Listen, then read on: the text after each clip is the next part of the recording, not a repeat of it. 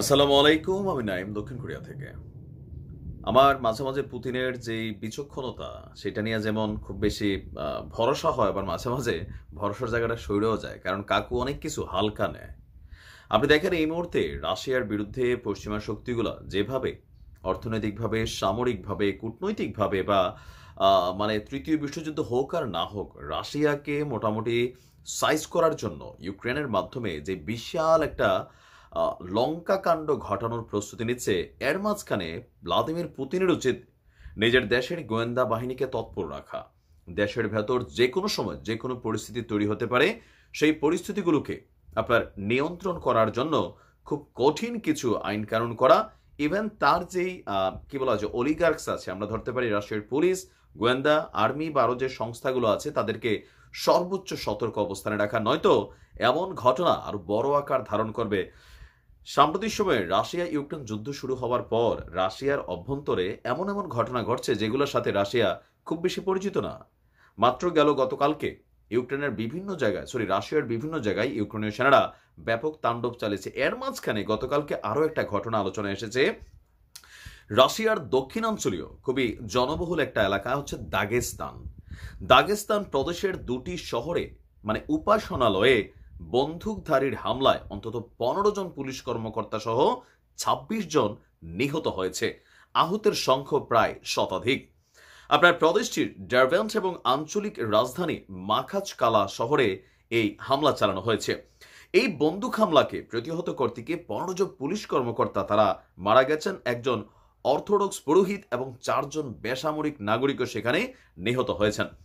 Dagestan রিপাবলিকের প্রধান সের্গে মেলিকো বলছেন, Derbent এবং আঞ্চলিক রাজধানী মাখাচকালা শহরে গির্জা, ইহুদিস উপাসনালয় এবং পুলিশ পোস্টে হামলা চালানো হয়েছে। আর এই হামলায় মানে পুলিশের অভিযানেও সেখানে প্রায় 6 জন সন্ত্রাসী নিহত হয়েছে। দুর্ঘটনাস্থল থেকে মাত্র 120 কিলোমিটার দূরে মেলিকভ শহর। এই শহর দুটি উত্তর ককেশাসের দাগেস্তান প্রজাতন্ত্রে অবস্থিত। আমরা যদি দেখছি ঘটনাস্থল থেকে যতগুলো তথ্যপাত্র বের হয়ে আসছে, যে সিনাগগ থেকে আপনার ড্যান্ডারগেটের সিনাগগ থেকে প্রচুর পরিমাণে ধোঁয়া বের হতে দেখা যাচ্ছে। এখন পর্যন্ত আপনার আমরা যদি দেখি কালো পোশাক পরা অজ্ঞাত পরিচয় ব্যক্তিরা একটি রাস্তায় বের হয়ে পুলিশের গাড়িতে গুলি করছে। গুলি করতে করতে উপাসনালয়ে ঢুকছে, চারদিকে আলোপাথারে গুলি করেছে। এখন পর্যন্ত এই হামলাটির দায় কেউ স্বীকার করেনি।